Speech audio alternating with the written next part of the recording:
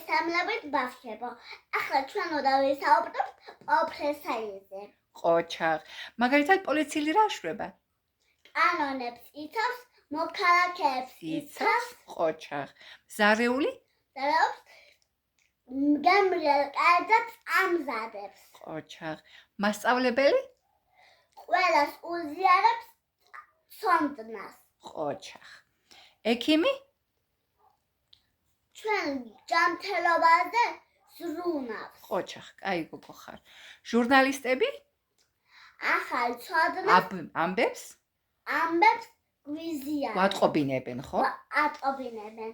ყოჩაღ. პილოტი რა შვება? გადაყავს სხვადასხვა მეცნიერებაში. სხვადასხვა ქვეყნებში, რითი თვითმფრინავით, ხო? სხვადასხვა ქვეყნებში. ხო.